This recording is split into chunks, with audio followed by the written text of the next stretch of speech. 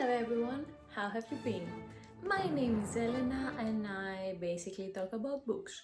For those of you who are new here, for the rest of you though, I'm back. You thought I wasn't going to be back that soon, but you were wrong. You ain't getting rid of me. What I have for you today is a list of disturbing books.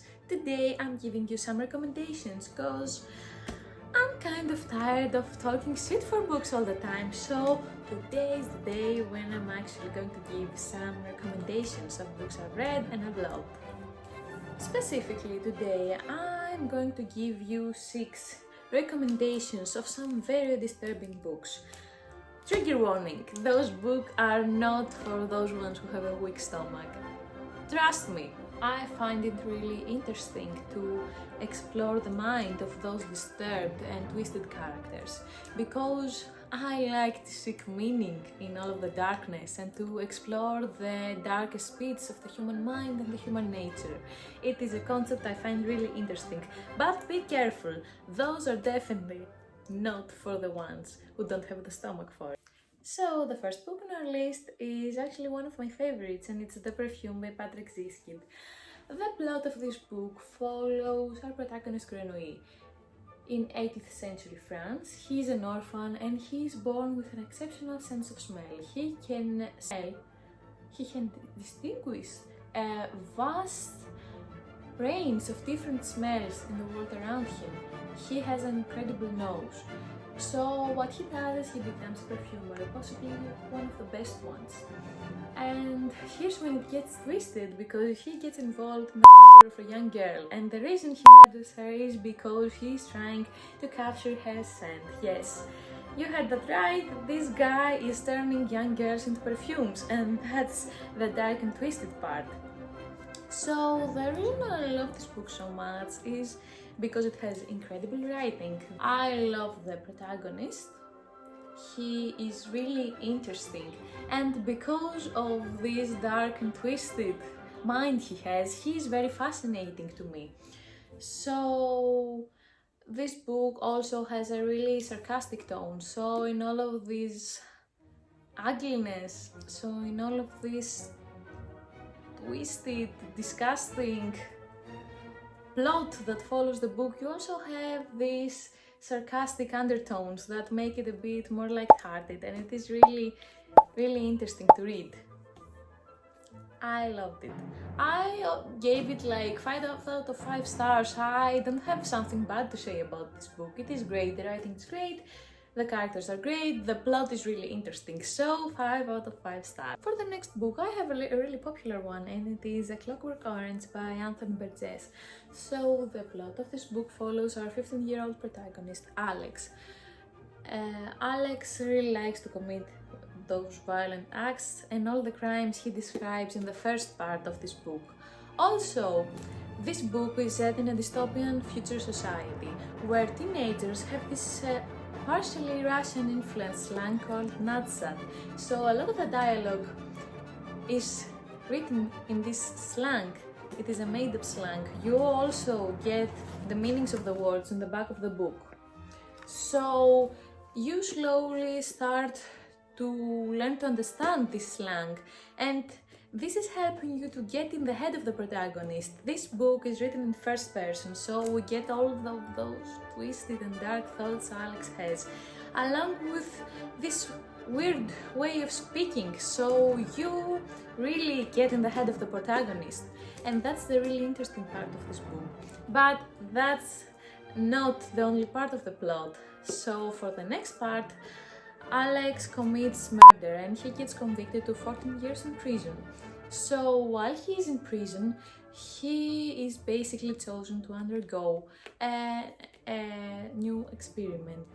It is a behavior modification treatment called the Ludovico technique, which is basically an experiment that is forcing Alex to even be seeking the thought of committing violent acts. So this book really explores themes of morality and what is right and wrong. It is a really interesting book, and I'm not going to say anything further because I feel like I'm going to spoil. So definitely recommend this one. I know I'm going to get a lot of hate for this one, but I have Lolita by Nabokov. This cover is actually terrible, like they shouldn't be putting young girls on the cover. If you don't know the plot of this book, massive trigger warning. Okay? This is not a love story as many people like to advertise it as. It is not a love story, guys. The plot of this book follows our protagonist, Humbert. He is a literature teacher and he gets utterly obsessed and is madly in love with a 12-year-old girl named Dolores Hayes. He marries her mother and becomes her stepfather so he can be close to her. This man is sick. He is a he likes children. We should not romanticize this book. The reason I love this book so much is because it has the most incredible prose I've ever seen in a book. I don't think I've read a book more well written than this. Our protagonist uses so beautiful words and like descriptions when he talks about Lolita, as he likes to call Dolores.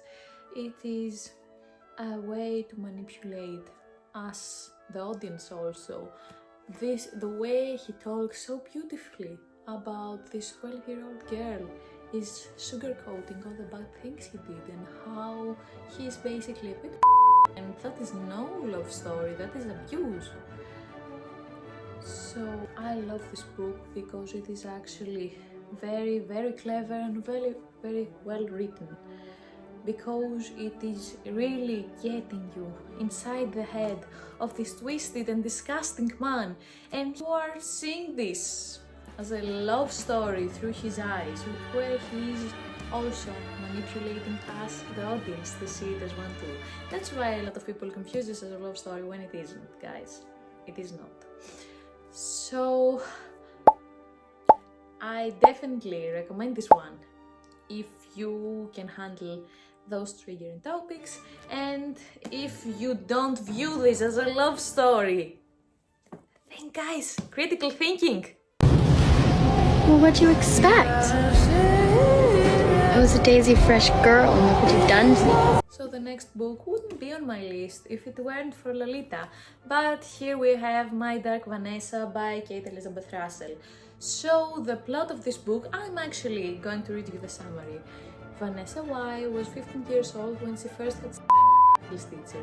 Now the teacher, Jacob Strain, has been accused of another former student, and a journalist has asked Vanessa to contribute to a story about him. But no one seems to understand that what Vanessa and Strain had together wasn't abuse, it was love. Sounds familiar? Yes, this book is entirely inspired by Lolita. It is basically Lolita if it was written from Dolores' Pov. It is how we can see the victim's Pov with this book. I know from the description it sounds kinda problematic. It wasn't abuse, it was love, but that's the entire point of the book. It is about how Vanessa was manipulated by her English teacher into these relationships and why she views it as a love story. The author of this book also was heavily inspired by Lolita. There are also scenes in this book where the teacher gives Vanessa Lolita to read and he compares their relationships to the sick relationship Humbert and Lolita had. It is sick, it is twisted, but I think it is a really, really, really good book. So again, massive trigger warnings for it is heavy, but it is a really good book. If I gave massive trigger warnings for the books before, imagine even more massive trigger warnings. Imagine if the whole screen was full of trigger warnings. That is our next book, and it is called The People in the Trees by Hanya Yanagihara. Yes, you heard me right, Hanya Yanagihara, the author of A Little Life, the book I talked shit about in my other video. Yeah. This one is her first novel and the books that should actually be getting all the hype instead of A Little Life. Thought A Little Life was heavy and disturbing, then that's what you should expect from this book too. It will make your stomach turn. It is really, really disturbing. So, the plot of this book follows our main protagonist, Norton Perina, who's a Nobel-winning scientist. This whole book is basically written in the first POV, and it is his memoir.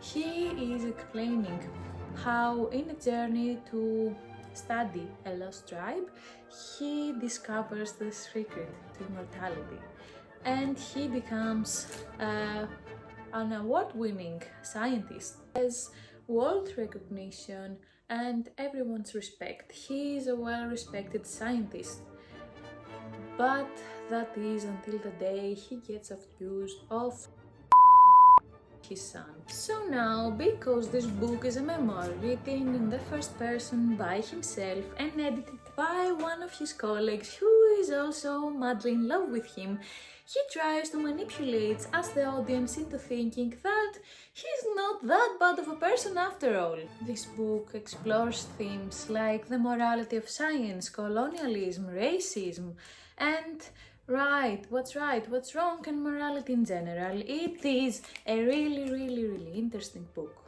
The prose is really good, the themes explored in this book are really interesting, and the main character is so insufferable. Like, if you thought Humbert or Alex were bad, then Norton is 10 times worse. He is actually the worst protagonist you could think of, and getting inside the brain of such a sick and disturbed and twisted man is a really interesting concept, actually, if you like these types of books. So definitely recommend it, but I warned you, it is going to make your stomach turn. Do not ignore the trigger warnings if you can't handle them. I warned you.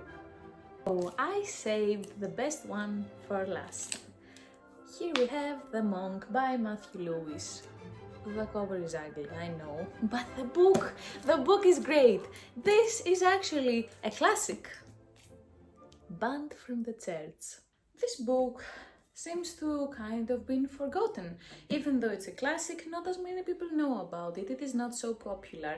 And it is such a shame, because this book is honestly the epitome of Gothic literature. It is as if Dracula, Frankenstein, The Picture of Dorian Gray, Wuthering Heights had a love child. And it is this book. It is the Gothic novel.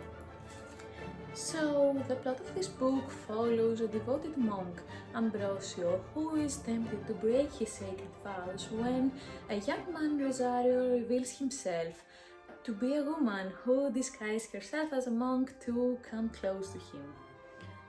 Now, this book was considered so scandalous and controversial because it contained a lot of descriptions about and the core readership was rumored to be mainly women. I wonder why. So, people back then did not really like who were tempted to sin by witches who were sent by Satan himself. So, this book challenged a lot of ideas about the oppression of the church and a lot of things about morality and God, and people did not really like that. It also had a lot of graphic content, which was rare at the time. You don't really see this in classics, and people were really scandalized by it. And I loved it. 5 out of 5 stars. I honestly have nothing to say about this book. It has great characters, great plot, and really dark and twisted themes. Honestly, I think it's the best book on this list. I love it, and I haven't found another classic like this one. It's a shame that not as many people know about it. So that's it for today, guys. Those are my disturbing book recommendations. If you love twisted characters and dark and disturbing books, you're going to love these as I love them too. I hope you enjoyed this video, and if you didn't, you know you can always block me. That's it for today, guys. Hope I see you in the next video. Lots of kisses.